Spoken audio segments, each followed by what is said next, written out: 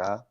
Olá, olá. Boa noite a todos. Boas, pessoal. Boa noite. Boa noite. Bem-vindos mais uma vez ao ar de Se tiver Forte alguém a ver. Esperemos que sim. Olá, pessoal em casa. E se não virem agora ao vivo, depois verão a gravação. Obviamente. Obviamente. E então, quais Pessoal, são os temas está de tudo hoje? bem? Boa Está noite tudo a bem, todos. pessoal? A semana correu bem? Pá, o café já Assim, tinha assim. a jantar. Agora estou numa de gin. Olha, estás melhor que nós a semana Hoje vai passada, que era só vai haver café. festa. Ainda estou no chá. Pá, Vinha só depois. fazemos uma das Eu 10 estou às na água. 11. Epá, das 11 às 4 da manhã, tempo como caraças. Vai haver festa de certeza. Vai haver festa, certeza. Então vamos lá. Vamos aos assuntos Temas. desta semana. O que é que se vai Este falar? primeiro Ainda Não é pá. deu muito que falar. Isto dava para um filme, quase. Sim. Dava. Que acabou bem. Acabou bem, exatamente. Aqueles acabou filmes bem. para chorar. Com o final feliz. Exatamente.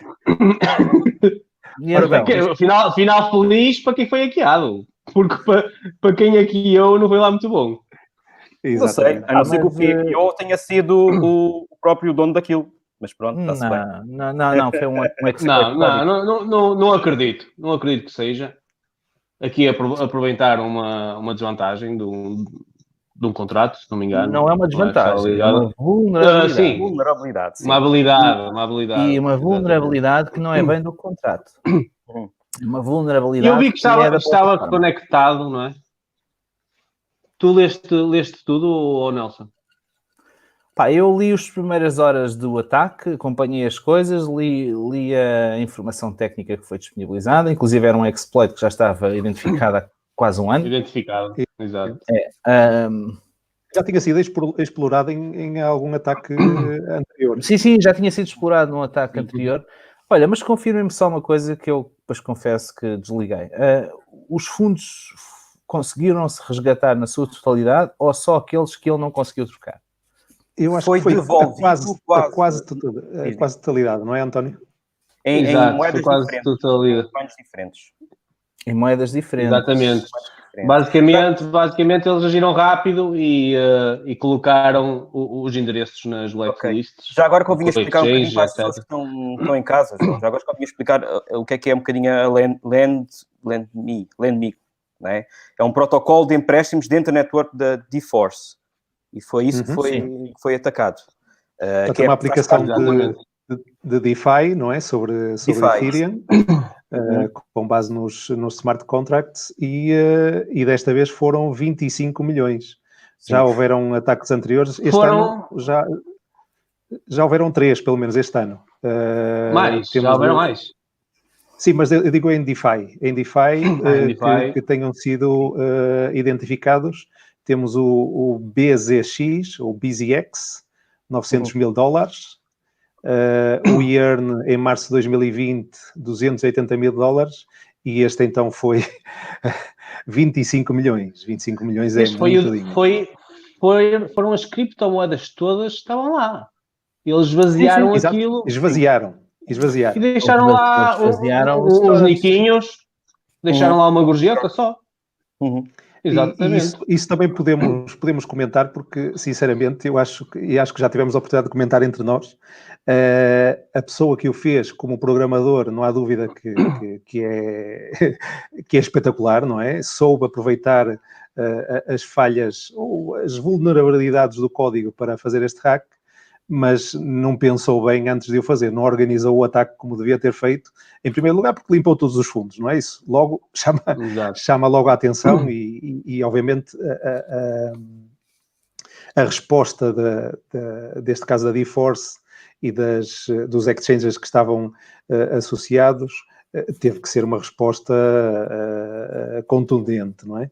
E depois, ele também não soube ocultar os seus passos, não é? Pelo que tivemos a ver, usou simplesmente uma VPN e não fez mais nada. Portanto, nem usou a rede Tor para ocultar os seus passos. Portanto, usou a VPN, que é um serviço centralizado, e neste tipo de casos, obviamente, quem tiver... Portanto, o seu IP da VPN foi identificado e com base nisso é que chegaram até ele. E, portanto, se contacta o servidor da VPN, obviamente tem forma de chegar até neste caso, ao hacker. Aqui diz mais especificamente, e em resumo mesmo, que ele foi capaz de sacar os fundos convencendo o sistema de que o dinheiro tinha sido depositado, quando na verdade tinha sido desviado. Exato, porque ele utilizou outro tipo de token. O token 721. 771, exato, 777, exatamente. 777. E conseguiu enganar a plataforma. Mas não, por acaso foi bastante interessante. O ataque não tem isso de base. O ataque não é pela utilização obviamente que não. O token era o colateral. Sim. Aliás, ele não roubou só um token, ou Nelson. Ele roubou vários. Roubou tudo que estava lá. Desde stablecoins a cripto normal. Pois. A outros tokens. Exatamente. Portanto, eu pelo que entendi, ele usou uma vulnerabilidade, neste caso, do tal token RC777, que tu comentaste, não é? Que permite criar como ciclos dentro do próprio smart contract, e foi isso que lhe permitiu então esvaziar as carteiras, porque não... Enganando. Exatamente. Enganando o sistema todo.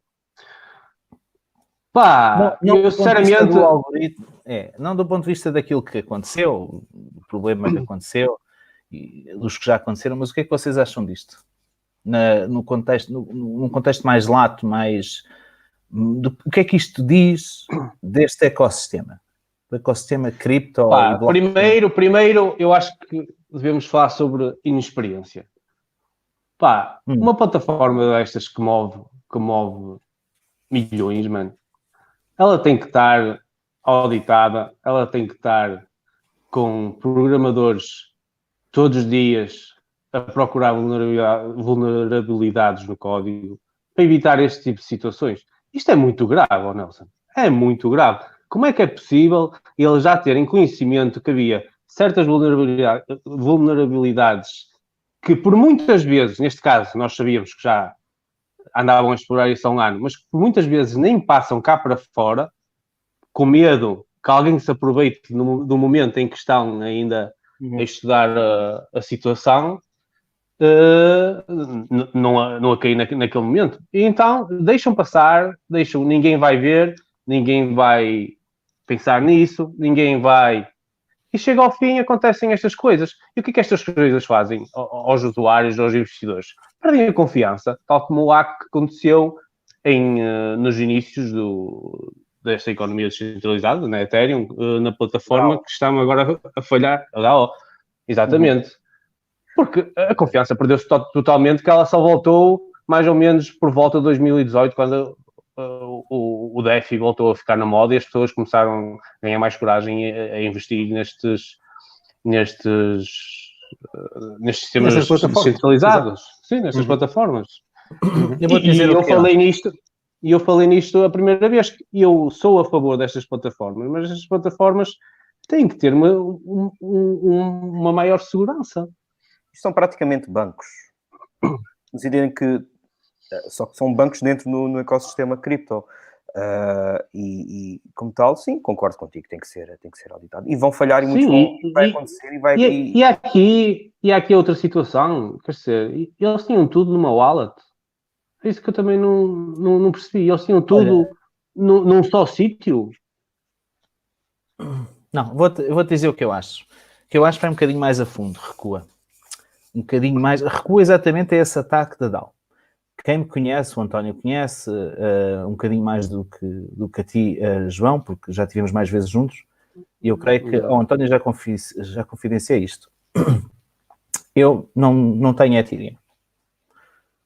Não tenho um único token ERC20, mas tenho ainda algum ETC. Eu deixei de acreditar na rede no dia do fork. Pois. No dia em que eles decidiram o fork, eu tomei para mim a decisão de não comprar essa merda. Usamos a expressão, pois podem meter um pi quando isto for para broadcast. Dislike. E porquê? se bem recordam, basicamente, esquecendo os detalhes do ataque, a rede votou favoravelmente um fork na rede para ir resgatar os fundos que estavam presos nesse contrato. Basicamente, reescreveram a cadeia de blocos para poder ilegitimar esses fundos na cadeia anterior e na nova cadeia poder reutilizá-los novamente. De tal forma que os investidores que se falava serem os grandes investidores por detrás desse contrato, que era a Microsoft e outras tecnológicas, não os foram lá buscar. Muito desse dinheiro ainda ficou lá, preso durante muito tempo. Não sei como é que está esse contrato hoje em dia, mas durante muito tempo ficou lá com esses tokens presos porque ninguém queria ser identificado, etc. Bom, não obstante, isto é um problema que se repete dia após dia, temporada após temporada, na rede Ethereum. Ethereum está-se a demonstrar uma grande testnet para fazer merdas deste género. Mas não passa disso. Aquela conversa do use case industrial, use case para os governos, não é? Até já se falou da Rússia, da Venezuela, disto e daquilo. Use case de adoção em massa por governos, instituições, empresas, comunidades, população, etc. Não pode ser conseguida quando por trás temos uma rede que permanentemente falha, peço desculpa pelo lapso na linguagem, mas permanentemente falha, porque tem falhas ao nível do seu core, que depois se revertem nos smart contracts. A gente já sabe que a plataforma foi desenhada para ser tudo incomplete e os smart contracts continuam em loop infinito enquanto houver gás, etc, etc, etc. Sim. Mas executar funções, ou permitir executar funções que vão contra aquilo que está, ou que deveria estar programado de base na blockchain. E o que é que caracteriza um blockchain de tudo o resto? De tudo o que é uma solução, sei lá, um ERP de gestão, tudo o que caracteriza, uma ferramenta colaborativa como esta que estamos a usar para fazer este stream, ou o Skype. O que caracteriza um blockchain é que o custo do erro tem que ser sempre altíssimo. As ferramentas, os blockchains, nomeadamente as chains públicas, são permissionless, são não permissivas, porque o custo do erro tem que ser altíssimo, porque não pode haver erro. São testados ataques e vulnerabilidades ao mais alto nível, porque o custo do erro pode colocar toda a infraestrutura em causa. Imaginemos um ataque na rede Bitcoin, que é a cadeia de blocos com a maior market cap do mundo, em que existem wallets que têm bilhões em storage, ser atacada e os fundos colocados em causa porque o custo do erro não é considerado. E todos os projetos de blockchain que eu conheço, mais em detalhe, aquele que vocês conhecem, que eu conheço mais em detalhe, que é Waves, mas os outros que eu conheço e que acompanho com regularidade, todas as equipas que fazem o development do core da chain têm sempre presente esta máxima. O custo do erro tem que ser altíssimo. E não é só altíssimo do ponto de vista financeiro. Aquele exemplo, um ataque, 51%, controle da rede. Não, é o ser altíssimo, por exemplo, se houver um risco, uma vulnerabilidade no código que faça, por exemplo, a rede forcar do nada, como acontece em algumas chains. De vez em quando a rede forca e ninguém sabe porquê. Porquê? Porque a cadeia de consenso falhou, porque o hash rate falhou, seja lá o que for. E isto acontece repetidamente na rede Ethereum, o que faz dela uma grande testnet para projetos que envolvem, infelizmente, pessoas, empresas e muito dinheiro. E muito dinheiro. Muito dinheiro. É que a gente só ouve falar isto na rede Ethereum. E acontece sempre, e com isto não estou a dizer, não quero com isto dizer que eu acho que Ethereum é mau. Pelo contrário, acho que o projeto é fantástico, a possibilidade de criar aplicações redundantes é fenomenal. E é onde constroem mais. Exatamente. Exato. Depois, era isso que eu queria dizer. E depois continua a insistir-se em criar aplicações numa rede que já demonstrou ser insegura, porque estes problemas não e que não é escalável. E que não é escalável. É um tema.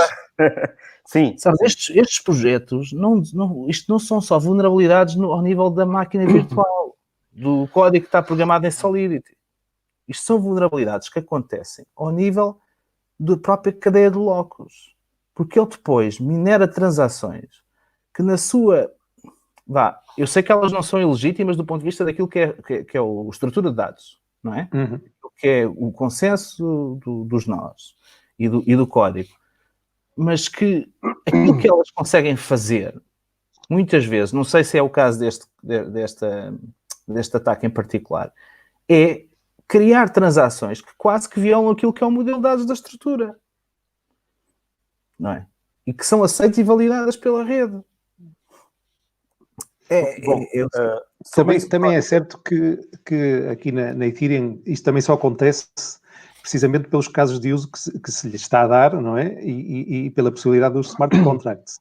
Porque as finanças descentralizadas, estes serviços, porque isto afinal, o que serviço é que era? É um serviço de empréstimo descentralizado. Um serviço de DeFi. Uma landing. Tinha aquele conceito que agora não sei como é que se chama dizer, mas que são os fast loans, não é? Que é os fast loans, exatamente. E, portanto, isto hoje só é possível na rede Ethereum. Não há outra rede que possibilite. Depois, se calhar, numa terceira notícia que temos para aqui, vamos também, se calhar, abordar essa possibilidade. Mas, atualmente, só a rede Ethereum é que permite este tipo de funcionalidades, de use cases, devido eu não concordo, contracts. Eu não concordo com isso, porque tu tens plataformas de blockchain muito mais escaláveis e preparadas para introduzir sistema DeFi do que a Ethereum, por exemplo. Paulo, simplesmente as pessoas só constroem mas não são plataformas pelo fato... Não são plataformas decáveis, então, e a malta são plataformas decáveis. Deixa eu só dizer uma coisa relativamente ao... desculpa lá. Só dizer uma coisa relativamente ao Ethereum que tu disseste, nós estamos a falar, que é, Ethereum foi o first move. E o Ethereum, para mim, é muito... é um projeto que a mim toca muito, porque foi na altura em que eu entrei no script, foi por via da altura desse fork, do fork da Ethereum Classic.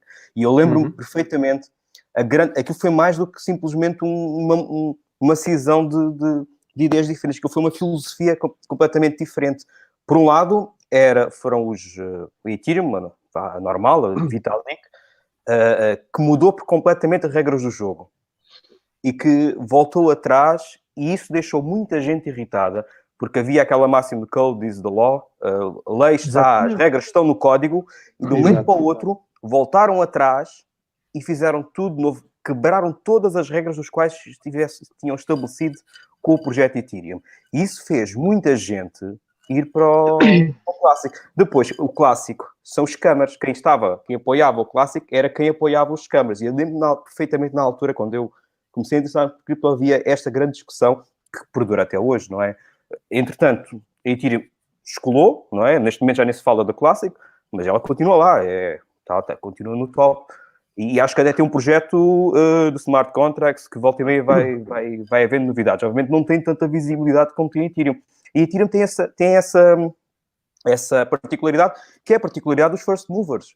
A Apple nunca teve, se calhar, os melhores telemóveis, não é? Se calhar a Google também nunca foi o melhor motor de pesquisa. Em algum momento até pode ter sido o melhor motor de busca, neste momento se calhar já nem é.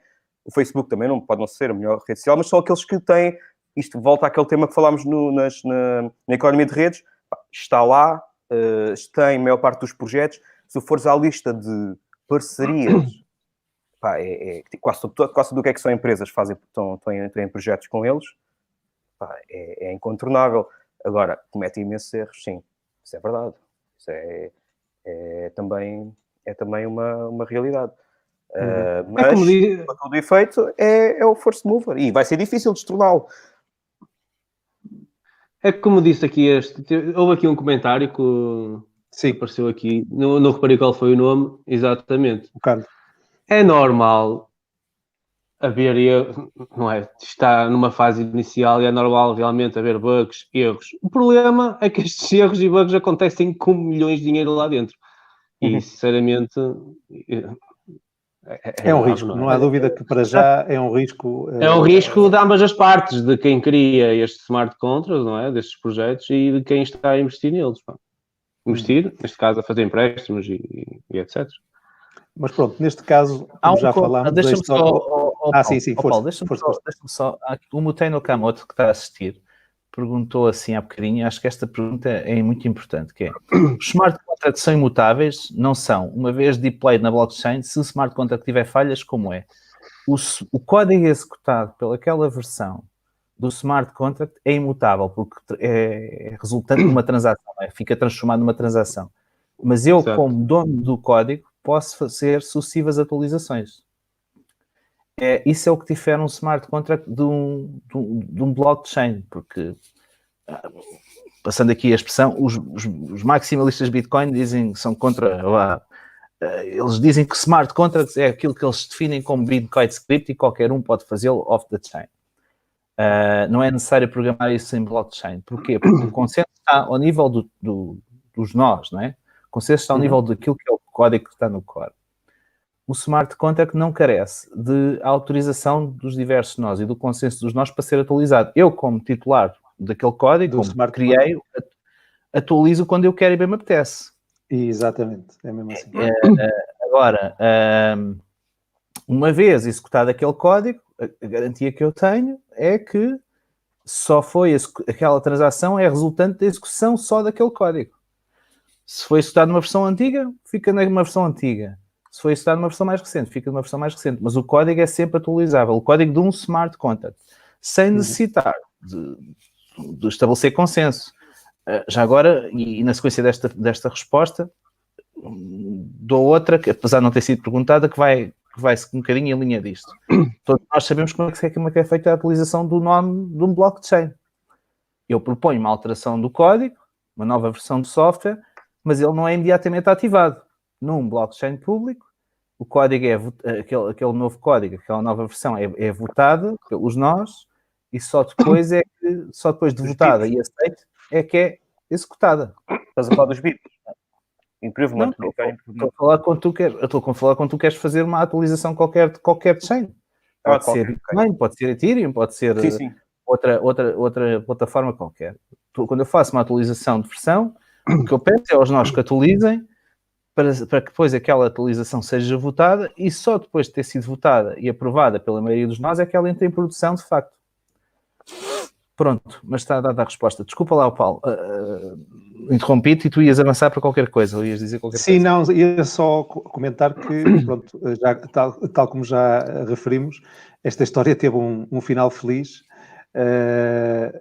porque, efetivamente, estava agora aqui a ver, foram devolvidos todos os fundos para o projeto de DeFi, neste caso, e isso deveu-se precisamente à falta de cuidado do hacker de ocultar os seus passos. Foi identificado o seu IP e a partir daí iniciou-se um diálogo entre o D-Land ou D-Force e o hacker, e o hacker acabou por devolver todos os fundos. Não lhe quero chamar hacker, porque isto não foi um hacker. Para deixar não merece. A coisa clara. Mas aproveitou-se de uma vulnerabilidade no código e pronto. Afinal, depois os fundos foram devolvidos. Mas foi uma história interessante e vê-la desenrolar no início desta... Isto ocorreu, acho, se não recordo mal, foi para aí domingo, no fim de semana. Foi. Exato. E para aí na segunda-feira tinham sido devolvidos, não é? Foi uma coisa assim. Na segunda... Exatamente. Okay, foi fora do prazo. Foi um fast loan. Foi um fast loan. Exatamente.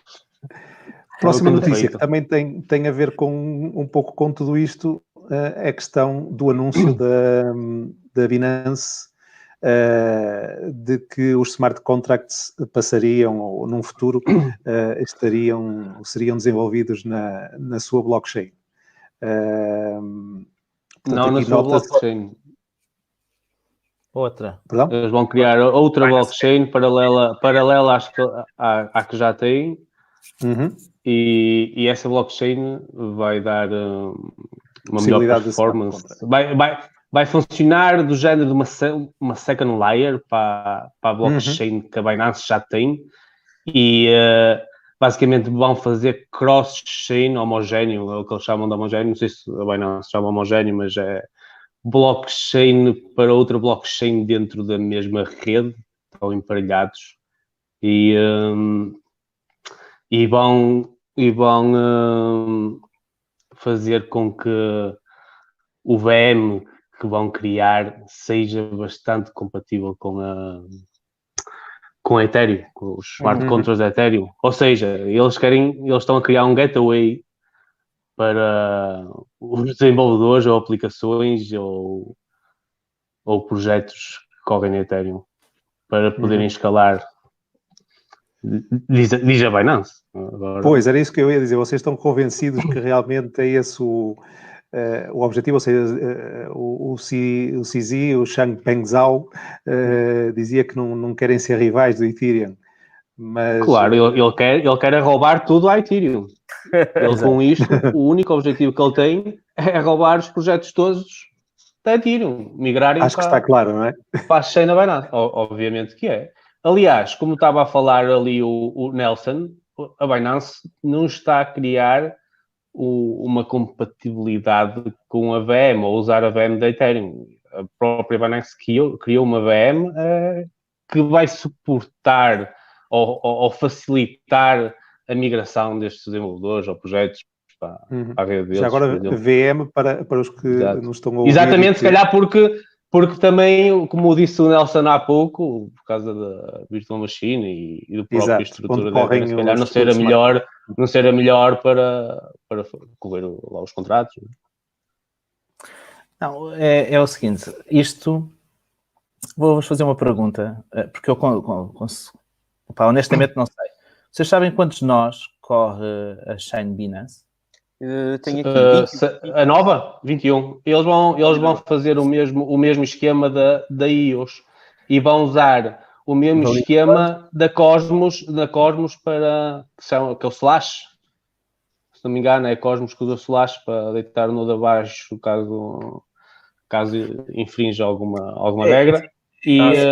E o mesmo sistema de consenso da IOS, ou muito parecido, pelo menos. Proof of Stake Authority, não é? Mas atenção, que esta blockchain é paralela à que eles têm. Sim. Nelson. Sim, não. Paralela. Eu fiz esta pergunta porque eu, honestamente até achava que eles tinham menos de nós na rede. É assim, eu sou, por norma, contra este centralized bullshit.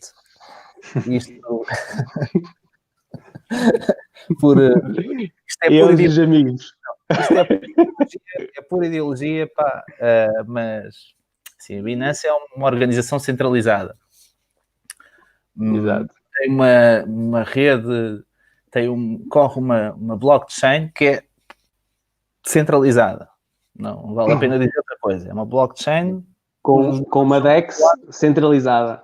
Uma DEX é uma blockchain centralizada. Não sei porque é uma DEX, sinceramente, honestamente, não faço ideia porque eles têm um DEX. Eles têm um exchange centralizado. É mais por uma questão de marketing, não só, de tentar fugir a algumas leis. Eu acho que vai mais por aí. E da maneira como funciona também, através das wallets e etc. Okay. Basicamente é isso. Agora vão criar uma rede de smart contracts numa infraestrutura centralizada. Não percebo porque os smart contracts, porque a gente poderia fazer scripting usando os esquemas mais baratos. Mas eu percebo o que está por detrás. Nós não nos podemos esquecer de uma coisa muito importante. Não obstante desta treta toda que nós falamos, o que eu acabei de dizer sobre a Binance ser uma autoridade central de controle super centralizada, a Binance é a maior exchange do mundo. A maior exchange singular, individual do mundo. E cada vez maior. 1.3 bi. Eu não tenho dados para referir isso, mas se dizes, eu acredito. O que é que acontece? Dentro daquilo que é o ecossistema Binance, acontecem milhares e milhares de transações. Para não dizer que existem um conjunto de shitcoins que vivem só da Binance.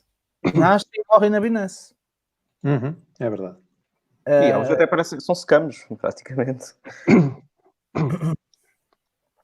Não sei. E a Binance vive delas também.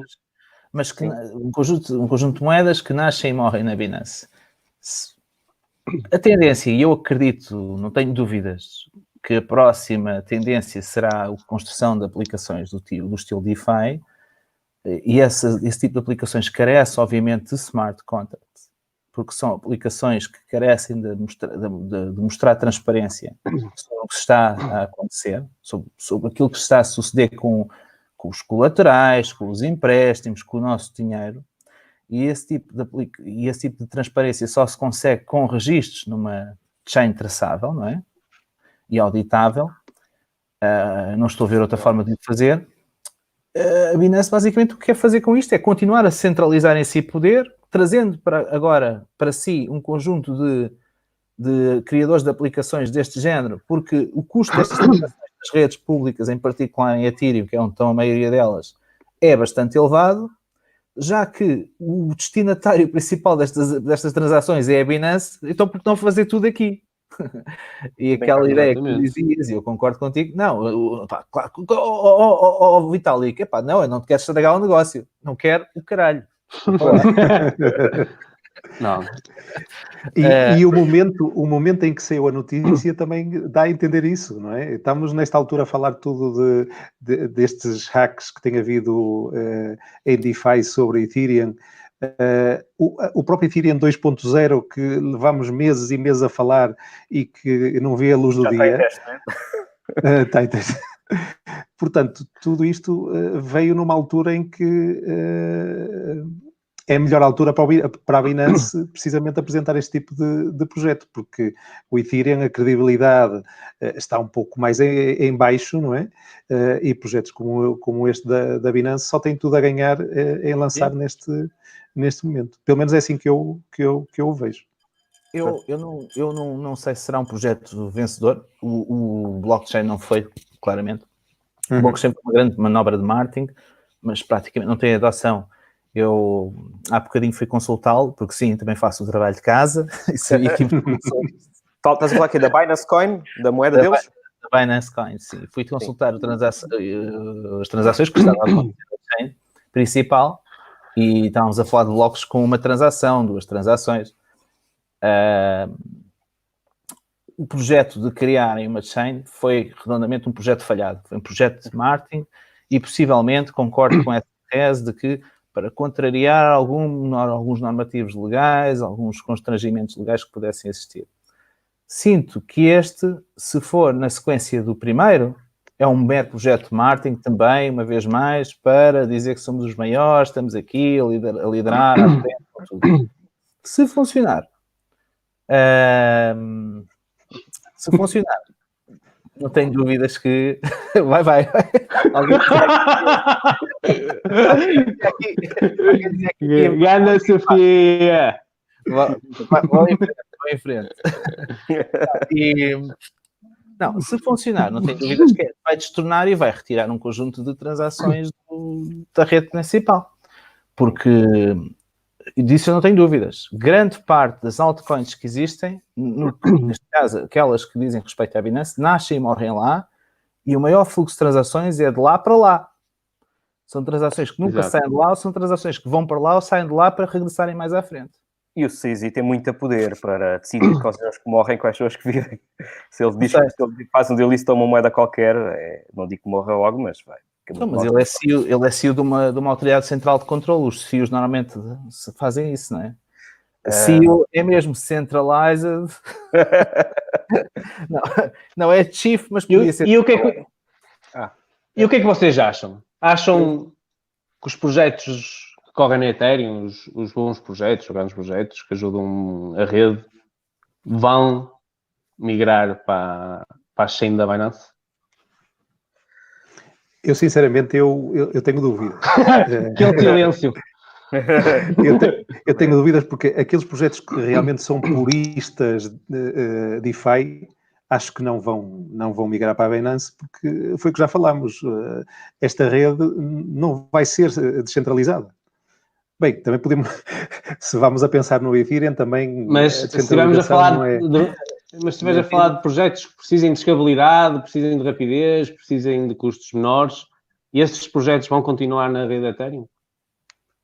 Algum outro é capaz de passar para o Binance. Por teimosia. Não, Quer dizer, a não. Binance... Diz. Nossa. Proof of money, amigo. Proof Claro. of money. Sim. Algo, eles vão captar alguma coisa. Não é? Eles vão sempre captar Nem alguma que coisa. sejam os amiguinhos do CZ. Depois... Não, eu desejo-lhe muito sucesso, porque, não obstante daquilo que eu disse, e se calhar as pessoas depois ficam lá, as pessoas em casa ficam com uma ideia errada, que eu estou contra. Não estou contra. Acho que o Binance, não obstante ser a maior exchange centralizada do mundo, tem feito bastante por este ecossistema, tem feito bastante por cripto. E todos nós sabemos, por exemplo, houve um ataque que aconteceu na rede deles, que eles, como nunca, noutros casos, alguma vez visto, foram totalmente transparentes ao informar os utilizadores do que é que estava a acontecer. Quando muitas exchanges do mesmo género, quando são atacadas, fecham-se em copas, desligam o e-mail, desligam os telefones. E vão embora. É verdade. Ele foi o primeiro a dizer, né? Aliás, ele foi o primeiro a dizer, soube-se por ele, quase todas as pessoas souberam por ele. Ele mesmo próprio dizer e ele dá a cara quase todas as semanas a fazer a AMA, né? Sim. Pelo menos eu assisto a alguns, sempre que tem alguma novidade, lá está ele a dar a cara e a levar com os comentários negativos para aí de 1000 pessoas por...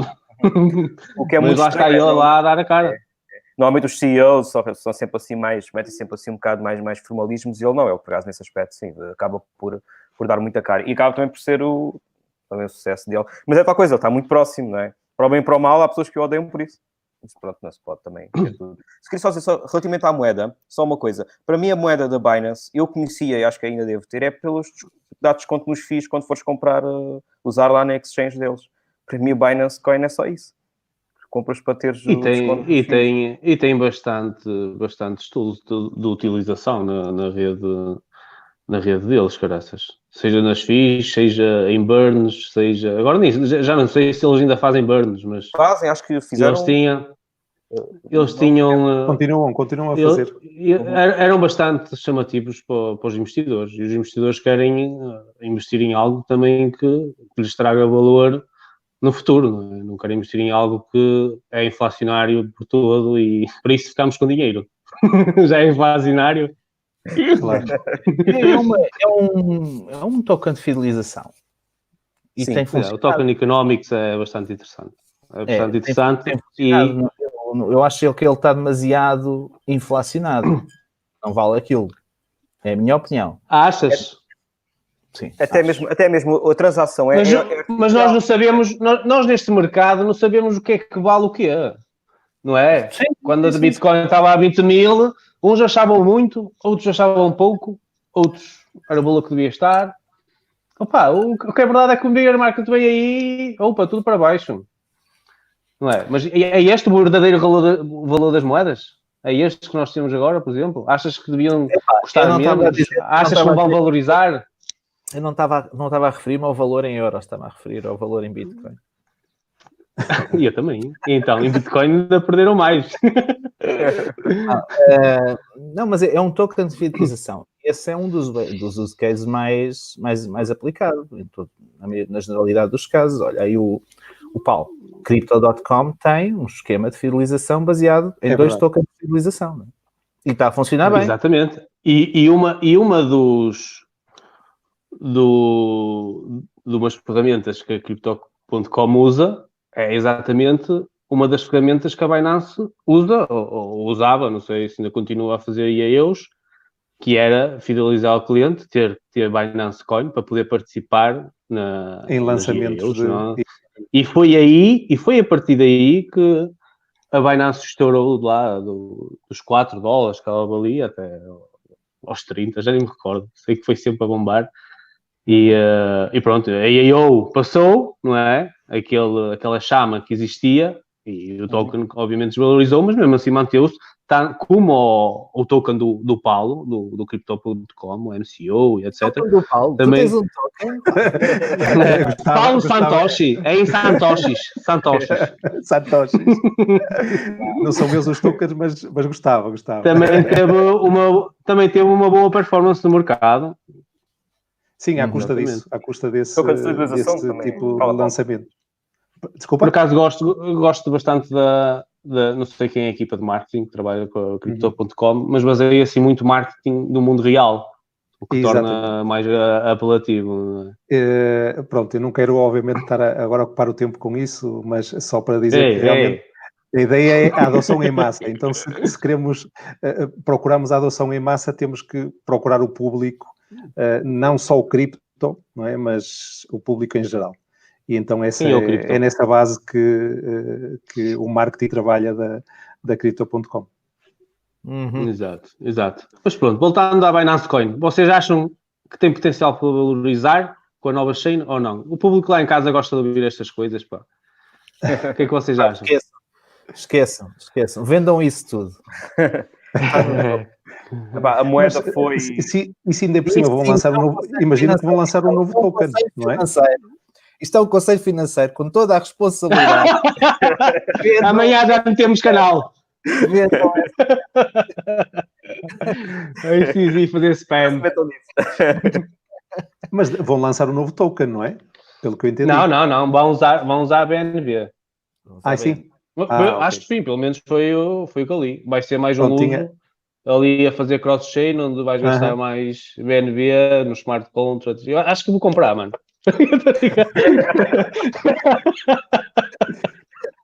Vou abrir a Binance, mas já estou a ficar todo a falar. Eles têm um marketing muito forte, como vocês sabem. Eles vão sempre puxar alguma coisa, não é? É quase... É factual, portanto, são a oitava moeda, no nível do rating, e tem um volume que tem. Portanto, eles vão conseguir sempre trazer projetos. E vão sempre assinar com acesso à exchange deles, não é? Fazerem projetos já vão ter, se calhar, algumas condições especiais, e estar na Binance só por si já é um grande ganho. Por isso, eles vão conseguir alguma coisa. Agora, que os projetos disruptivos vão estar lá, provavelmente não é? Gostei do comentário. Estar na Binance só por si é brutal. Foi assim que disseste? Foi, pela visibilidade que se tem. Mas quem é que está na Binance? Estar listado na Binance.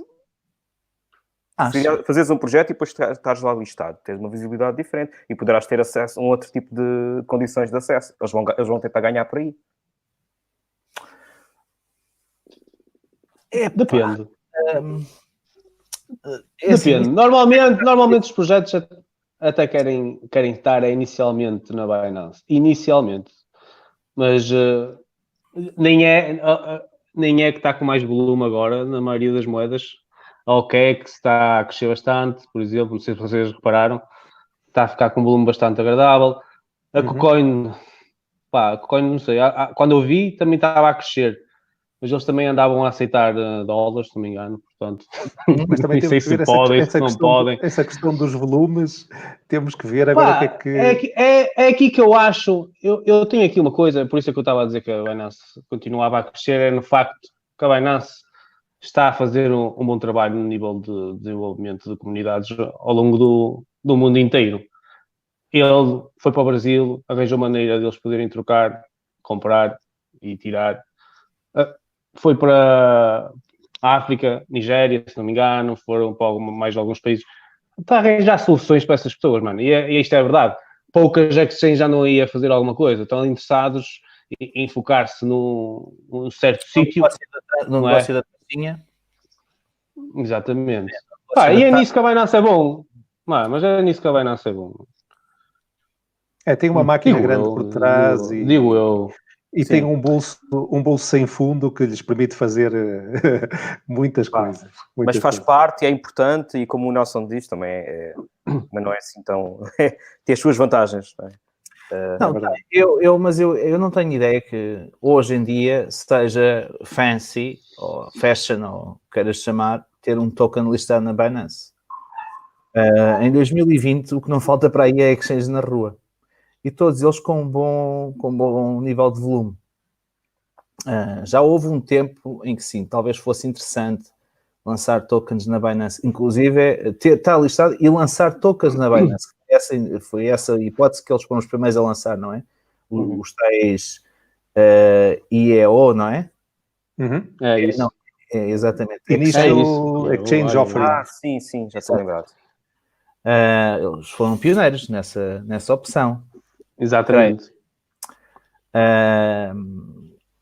Mas hoje em dia, houve uma altura em que tu, para estares listado no exchange, tinhas que dar uma fatia brutal do teu stake, mais não sei quanto em Exato. BTC, mais um contrato futuros de X daqui a um ano. E ainda o fazias nas GAOs. Davas Exatamente. uma parte. Tanto que aconteceu aquela situação do dump de... Alguém se recorda qual foi a moeda? Algo? Já não me recordo. Houveram Foi várias. Algorand. A Matic A foi uma delas. Matic, exatamente.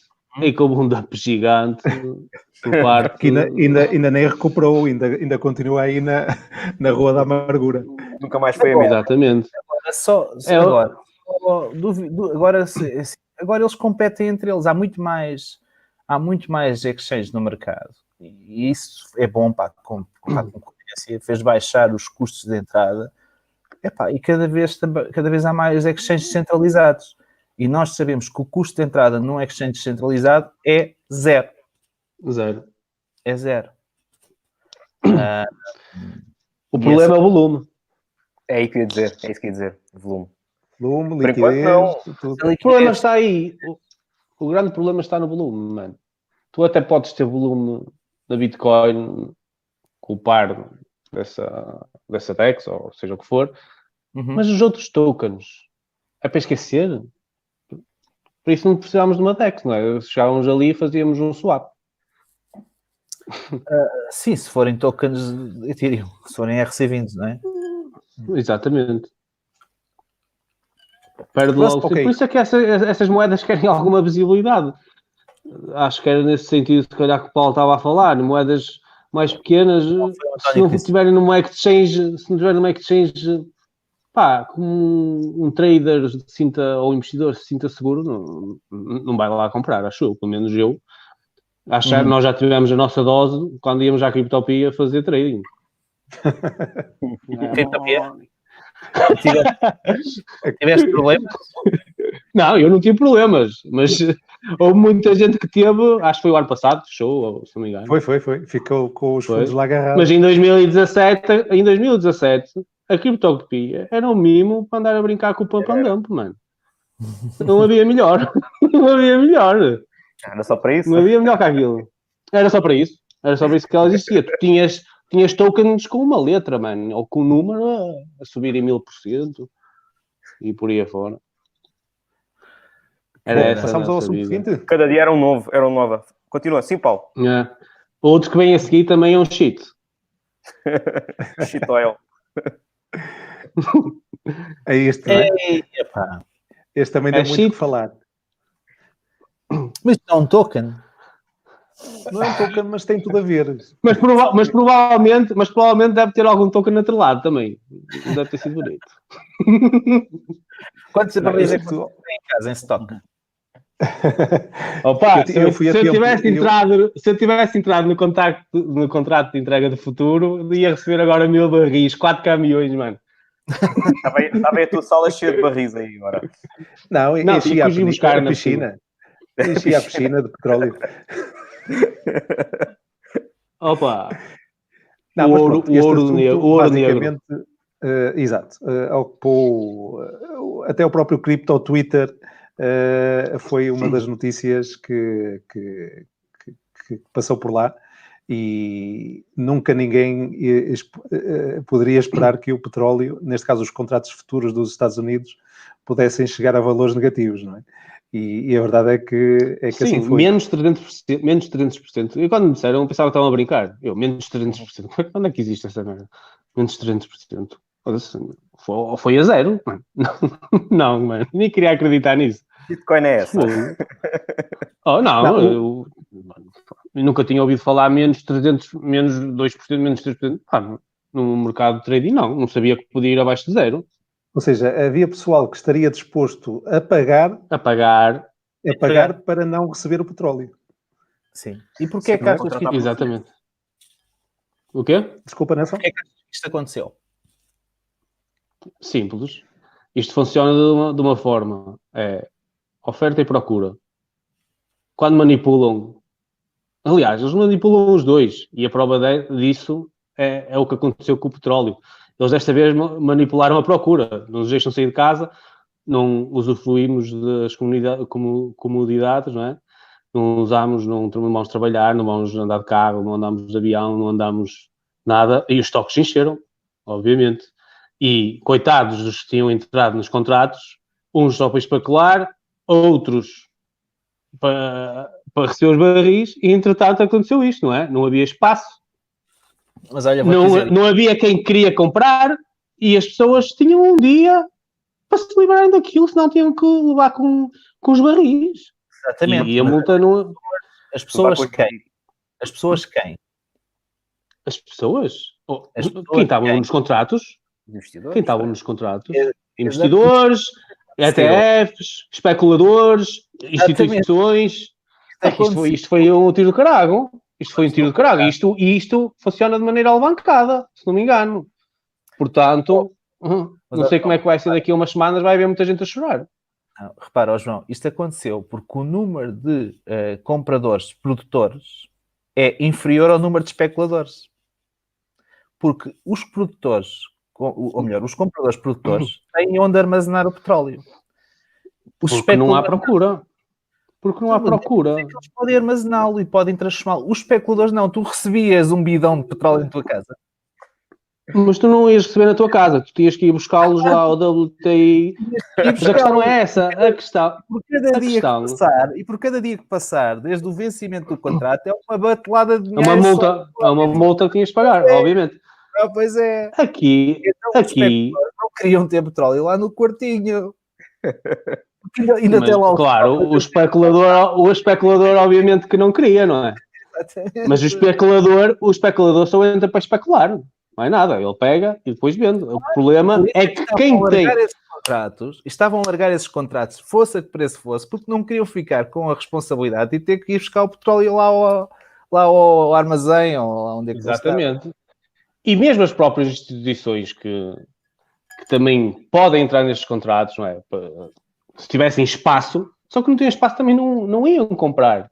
Não podiam comprar, não podiam fazer negócio. Não podiam fazer negócio.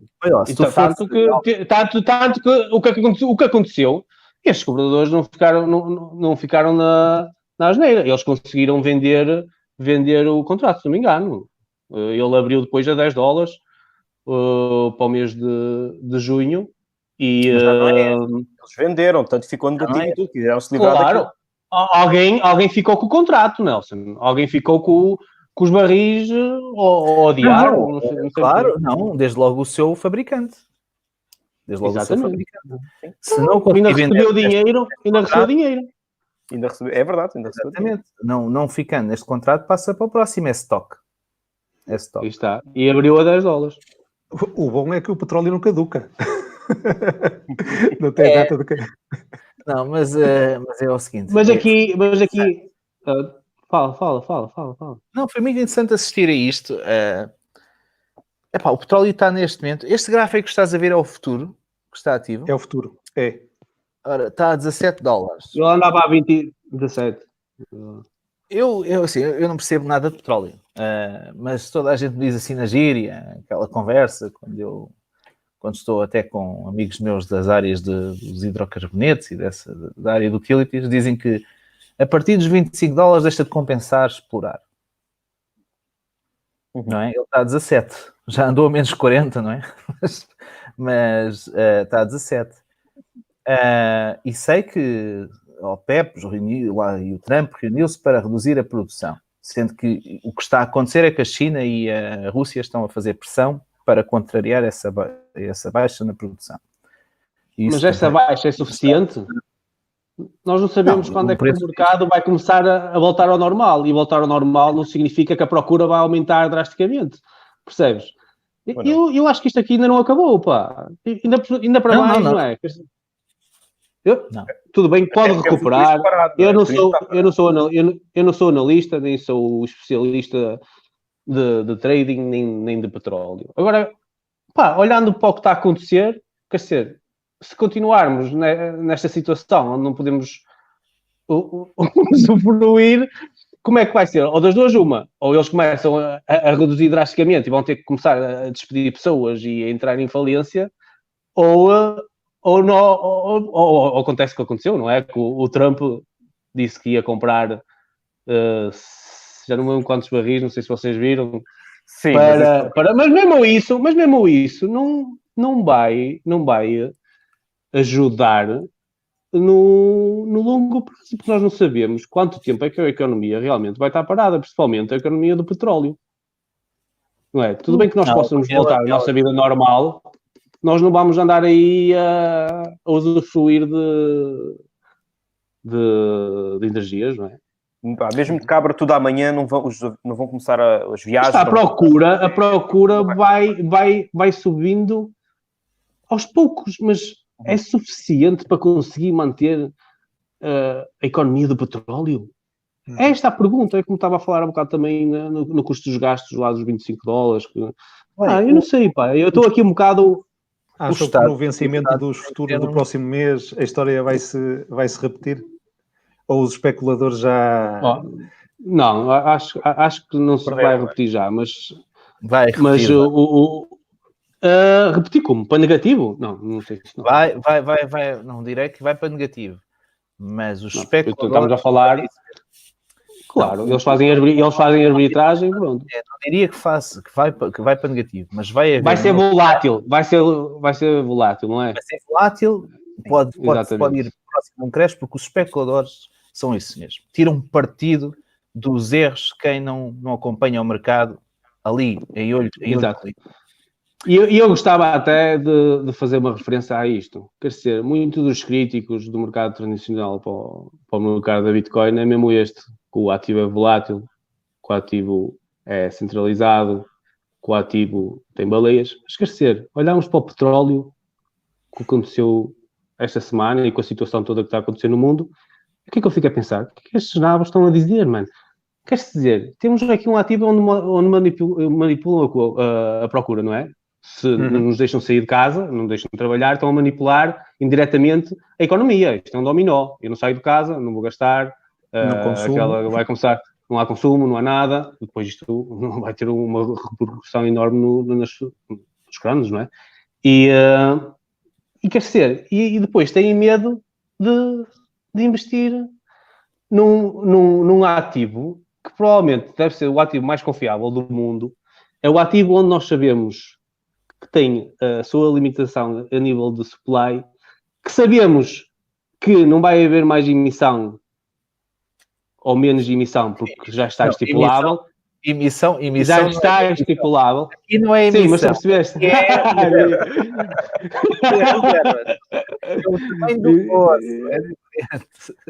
Exatamente. Mas estão a entender? Esse foi um comentário para o pump do Bitcoin, né? Se ele tiver a ouvir, até se vai passar. Não vai haver mais emissão, vamos comprar.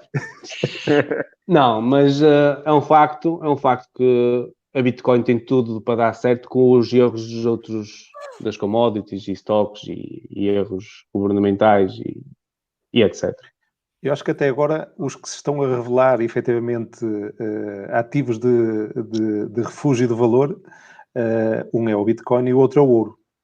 Nem o petróleo, nem ou metais preciosos, não é? A prata, etc. Mas até agora, em toda esta crise, os únicos que realmente provaram que podem ser ativos de refúgio de valor são o Bitcoin e o ouro. Pois. Não agora só uma coisa, que é... até se sabe, nós não sabemos quanto ouro existe no mundo. Pois. E mesmo assim, sabemos quanto Bitcoin existe no mundo. E continua a não perceber, e o Nelson fica chateado a olhar, porque se calhar não vê Bitcoin como reserva de valor. Eu vejo Bitcoin como reserva de valor. E é um ativo que pode ser trocado. Ao contrário do ouro, é muito mais difícil trocar ouro com alguém do que eu poder trocar Bitcoin. Só fazer aqui centrar aqui o tema. O tema do... Mais o quê? Vais centrar? Tem a ver com centrar? o efeito. Centralizar? O que é isso? Hoje é o 25 de Abril, pá. Tem a ver com o objetivo. 25 de Abril. Ligarmos isto às cripto. E queria ouvir a vossa opinião sobre qual é que é o efeito disto, ou qual poderá ser o possível efeito desta queda nos projetos e no mercado das criptomoedas. É fácil, António. Olha, a Bitcoin não é só porque está a acontecer com o petróleo, que pode ser um refúgio. O Bitcoin pode ser um refúgio por causa da inflação das moedas, principalmente nos países menos desenvolvidos, como também vemos na Venezuela, como vemos na Argentina, e etc. Pode ser um refúgio porque está a acontecer agora com o petróleo, não é? As pessoas viam o ouro negro. O ouro negro é onde? Não é ouro negro nenhum, mano. É um ativo como os outros e acaba por ser volátil. Aliás, foi o primeiro ativo que eu saiba, pelo menos, que era negativo, pá, que ninguém queria, mano. Tinham que vender aquilo. Nem grátis. Tudo bem que foi um contrato. Tudo bem que foi só um contrato e era um contrato de entrega. Pá, mas acaba por ser impactuoso, não é? E a Bitcoin acaba por ser um safe haven. Mas, como eu volto a dizer, eu digo isto, mas a maioria das pessoas acha isto de ridículo. E eu não consigo perceber porque é que acha isto de ridículo. Está alguém a ouvir-me aí em casa que me consiga dizer porque é que é ridículo. Porque compreendes o funcionamento da rede, compreendes a arquitetura, compreendes o funcionamento. Essa é que é essa. A maior parte das pessoas. Mas pessoas, investidores, instituições conseguem compreender como é que funcionam os contratos de petróleo, etc., que fazem arbitragem entre contratos de petróleo e blá blá blá, entre WTI, crudo, entre Brent. Mano, isso é bastante complexo. Não, porque elas pensam. Mas é bastante complexo. Tem a ver com o facto de haver mais ou menos petróleo, como vê-se a descobrir. Tem muito pouco a ver com isso. Tem até muito mais a ver com as expectativas de haver ou da necessidade que há de consumo de petróleo amanhã do que propriamente com o número de reservas. Aliás, lembras-te que há aqui 20 anos que se fala do pico do petróleo. Não vai haver, ainda andamos nisto. Quer dizer, então, mas vai acabar, não vai acabar? Mas tu tiveste um pico. Tiveste um pico para baixo. Sabe, quer dizer... sim, para baixo. Eu acho que a maior parte das pessoas ainda, enquanto não virem algo que é físico, não é? Como o ouro, como o petróleo, custa-lhes a entender o conceito do Bitcoin. As pessoas compram que especulam no petróleo ou que investem no petróleo.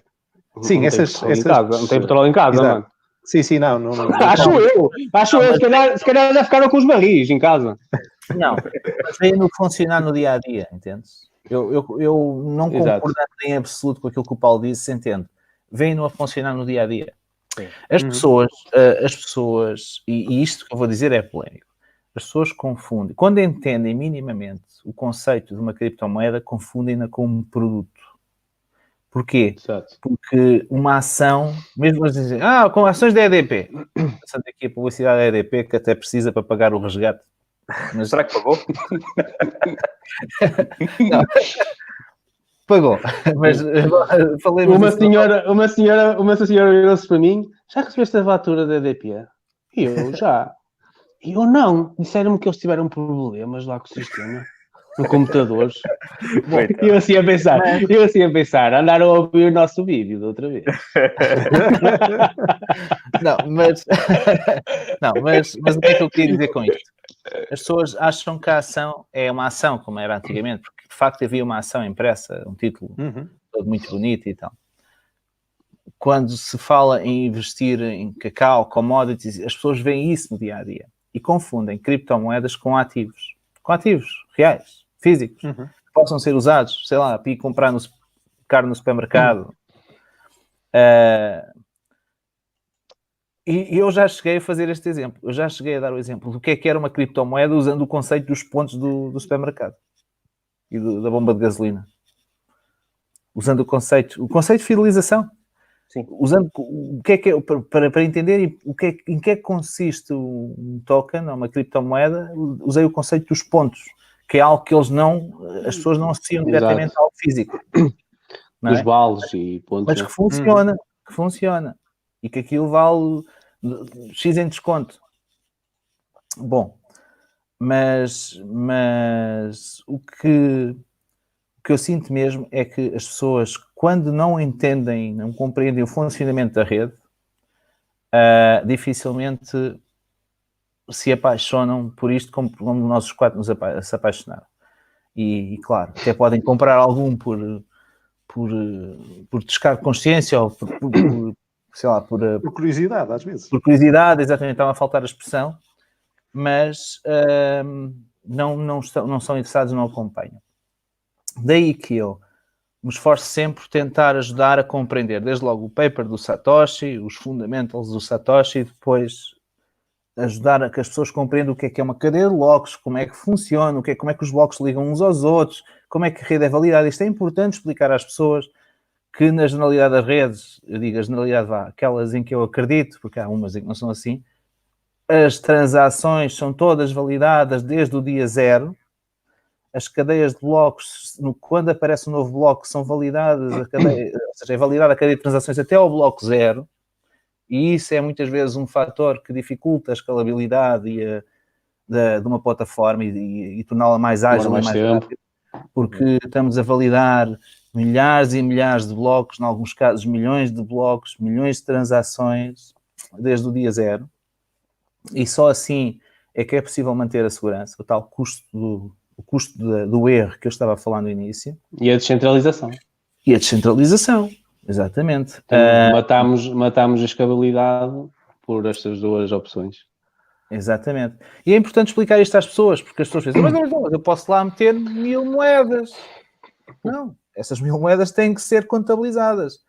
E contabilizadas, explicar os fundamentals de uma contabilidade, débito, crédito. Soma aqui, retira lá. São muitos conceitos ao mesmo tempo, conceitos financeiros, contabilísticos, económicos. Não é fácil. Uhum. E o que vocês acham? Acham, já que estamos de dia 25 de Abril, a revolução dos cravos, acham que estamos numa geração Bitcoin ou revolução Bitcoin nesta próxima geração? Eu gostava de dizer esperam que sim. isso ou não esperam isso? É o Salgueiro Nakamoto Maia.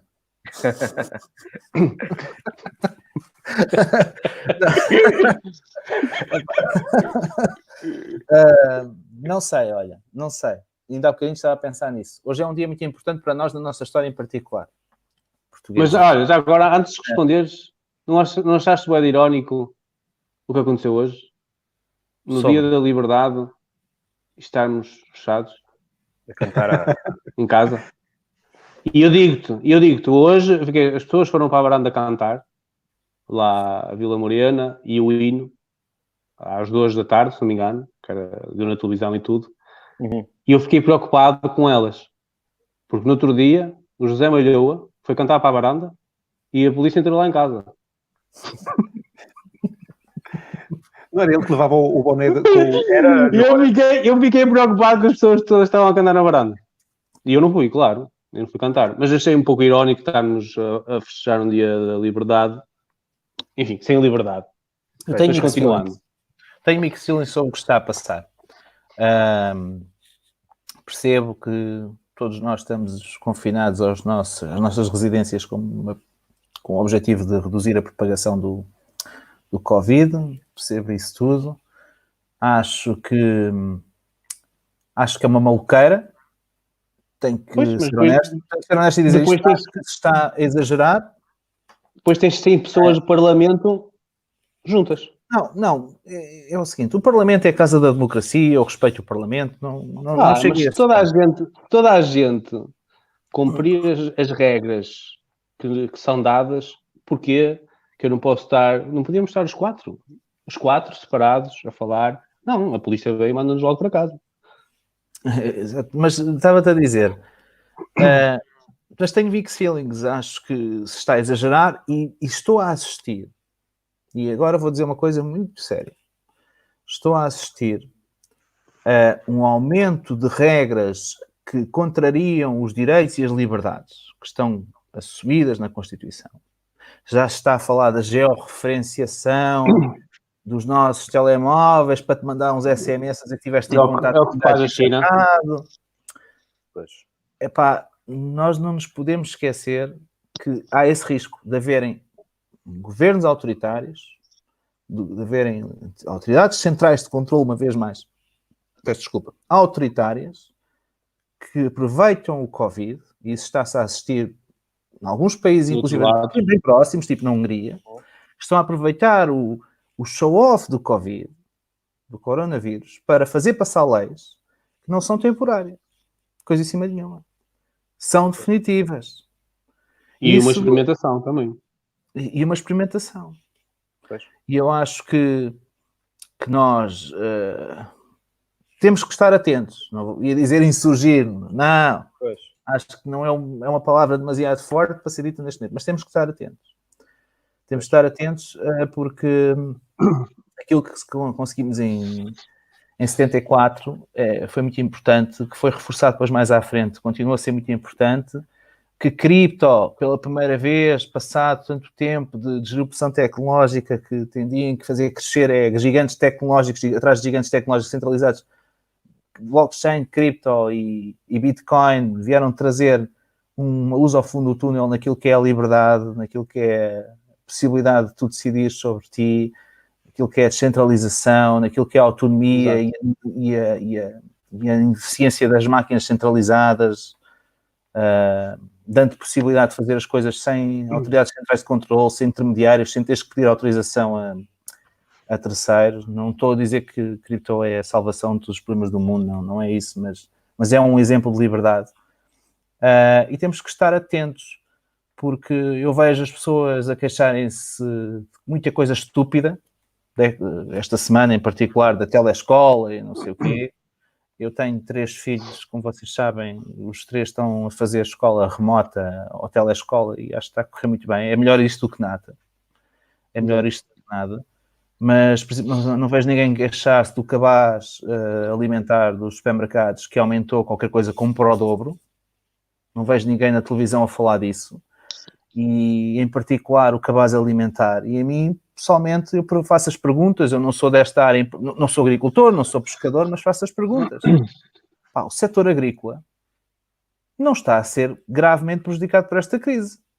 Obviamente que reduziu o número de mão de obra, seguramente, uma questão de contenção ao Covid, mas também reduziu o custo e principalmente reduziu o custo energético, porque o combustível está a baixar de preço. A última vez que o ouvi falar, até acho que a jornalista perguntou-lhe então, vocês vão ter que aumentar o preço. Não, nós temos se calhar vamos ter que diminuir o preço, mas afinal... Não, a carne está mais cara do que estava há 3 meses atrás. O peixe está mais caro do que estava há 3 meses atrás. A fruta está mais cara e os legumes estão mais caros. E eu, que acompanho pouco, mas aquilo que acompanho dos meios de comunicação social portugueses, não vejo ninguém a discutir isto. Vejo muito pseudo-intelectual a discutir quando é que vamos voltar todos para o emprego e quando é que vamos voltar à normalidade. Para estar em casa. E o Ventura a tentar contra o 25 de Abril no Parlamento e aquela merda toda. Sim, mas as coisas que realmente importam, ninguém fala. Mas aquilo que realmente importa ao cidadão comum, que é o custo, por exemplo, o custo do cabaz, o cabaz de alimentação básico, que é peixe, carne, pão, fruta, legumes, etc., está tudo muito mais caro no supermercado. Quando o setor pescatório, o setor agrícola, o agroalimentar, etc., nem foi propriamente visado pela negativa por esta crise. Não é como aos serviços.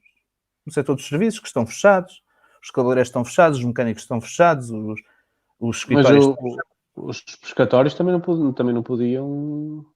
Não podiam ir ao mar?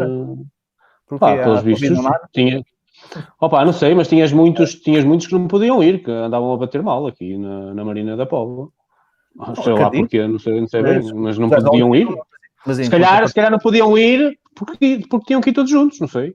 Sim, mas se calhar podias reduzir, e seguramente reduziram a produção, mas em contrapartida o gasóleo também ficou mais barato, que é um dos principais custos de uma embarcação. No setor agrícola, uma vez mais, os custos... A cadeia logística não parou? Ou vocês sentiram quebras nas entregas, quebras na logística? Eu, pessoalmente, não senti.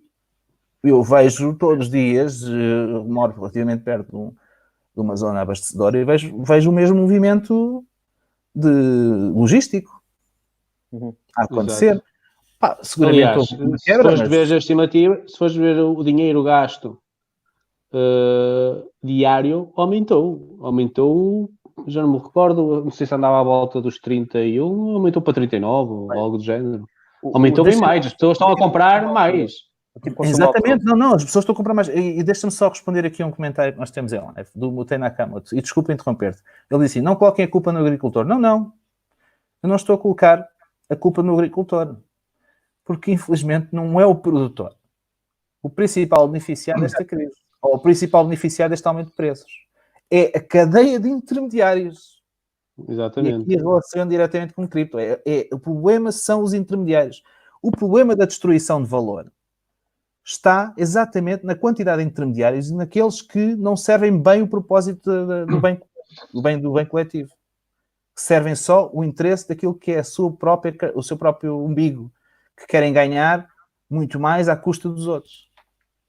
Aquilo que não é merecível pelo trabalho que realizam. E com isto termino o meu dia de revolução. O meu dia de revolucionário. Não chores, mano.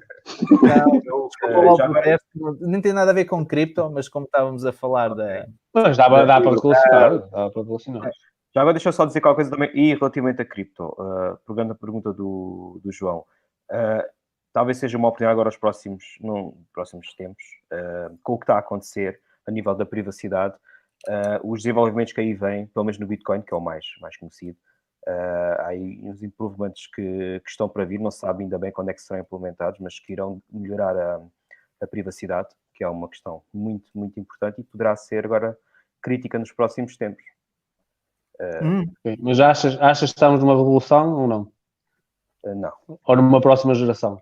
Geração Bitcoin. Geração B. O que eu vejo será um sistema paralelo que já surgiu, já existe e cada vez será mais aderido, mas não será mainstream, pelo menos próximo. Não vejo tão cedo isso acontecer. Como falámos da outra vez, o sistema centralizado a nível de bancos poderá continuar e irá continuar a prevalecer. Agora, não é uma concorrência à altura e cada vez mais forte, que é a parte da cripto. Sabes que eu vou achar interessante a resposta do Paulo, que ele trabalha com cartões e provavelmente terá uma resposta sobre a adesão a este tipo de cartões para utilizar a cripto, por exemplo. Uma resposta mais concreta, não sei. Uma resposta. Achas que as pessoas estão a começar a olhar mais para Bitcoin, para criptomoeda? Sei lá, não consegues ver por estatísticas de pedidos de cartões? Ora bem, eu acesso a esses números não tenho, mas a sensação que tenho é que sim, que há cada vez mais interesse, não por causa dos cartões, porque os cartões é... Sim, mas estava a aproveitar aqui, caso tivesses uma estatística, podia ajudar. Sim, por acaso não tenho, mas sim noto que há mais adesão e que há mais procura de soluções cripto. E o facto de ter o cartão ajuda um pouco a essa transição, não é? Porque às vezes as pessoas preocupam-se, ok, está bem, eu vou investir em Bitcoin, vou investir no que for, mas depois se eu quiser o meu dinheiro de volta, como é que eu faço? E às vezes precisam de soluções um pouco mais ágeis. E o facto de ter o cartão ajuda disso, porque é imediato, podes ir a qualquer multibanco e retirar o dinheiro resultante da venda do teu Bitcoin, se achares que deves vender, se não for numa de investimento a longo prazo. Mas a sensação que eu tenho é que sim, nota-se mais adesão, mais procura, mais gente que está a entrar no mercado e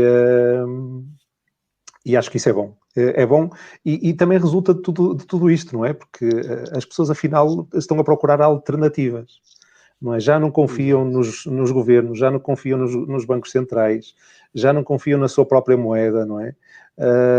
E, no fundo, são obrigados a procurar alternativas. Acabaram de sair de uma crise há pouco tempo e estão-se a meter noutra e têm consciência que estão a meter noutra e que desta vez que não querem cometer os mesmos erros do passado. Não obstante eles serem inevitáveis, os mesmos erros do passado, se tiverem que se cometer, vão-se cometer, e por isso é que há mais pessoas a procurar. Eu tenho sentido isso, há mais pessoas a procurar alternativas aos investimentos que fazem naturalmente recorrendo a cripto. E isso é bom. É bom por um lado. E vamos ter austeridade, não é? Não vamos estar com histórias que, claro que vamos ter austeridade. Mas nós alguma vez saímos. Vou chamar de outra coisa, mas vamos ter austeridade e a Mas sério. alguma vez saímos. O único momento dos últimos 20 anos em que eu não senti austeridade foi no bull run do Bitcoin no final de 2017. Sentiste com poder. Nos últimos 20 anos, eu tenho quase 40, comecei a trabalhar com 20. Pá, desde que comecei a trabalhar que sou um teso.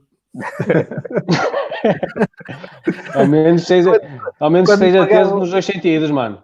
Quando pagavam as contas não custava, mas quando começamos nós a pagar contas, pá, eu estou em austeridade há 20 anos. E o único momento em que não senti austeridade na minha vida foi exatamente no bull run Bitcoin. Tenho que ser honesto. Yeah. Sim, senhora.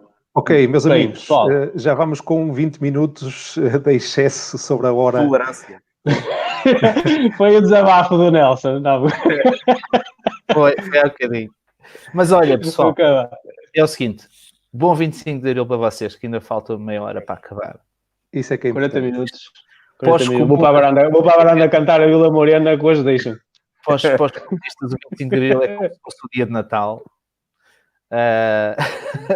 Não, mas é um dia importante que faz parte da nossa história, e se não tivesse acontecido, se calhar não estávamos aqui os 4 agora. Já estávamos mais. Estou a brincar.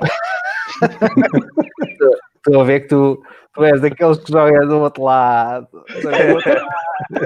Estou a brincar, não. Claro que não. Eu sou a favor da liberdade. Mesmo que fosses, não é censurável. Acho que o engraçado desta tecnologia é que nós temos que ser agnósticos quando se trata daquilo que é política tradicional. Porque eu sou sempre agnóstico. Blockchain vive em conflito.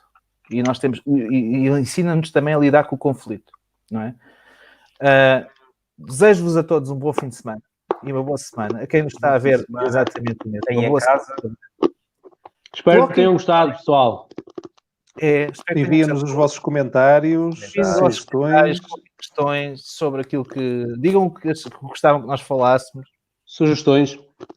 Uhum. E na próxima semana cá estaremos de volta. É isso. À mesma hora. No mesmo canal. Não percam o próximo episódio, que nós também não. Olha, sabes que disseram que era giro que nós começássemos a fazer stream para o Instagram. Eu não sei. Eu não uso Podemos Instagram. fazer. Dá dinheiro? Dá Bitcoin?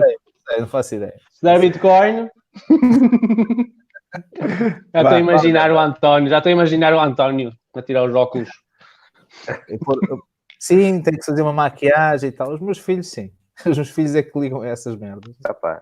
E ao TikTok. E o TikTok. Isso é que está na moda. Começas no Instagram, acabas no TikTok. Desgraçado. Olha, vamos lá, pessoal. Então vá, vamos lá. Meus amigos. Boa noite a todos. Tchau, bom pessoal. fim de semana. Até para a semana. E até a próxima. Tchau. Tchau.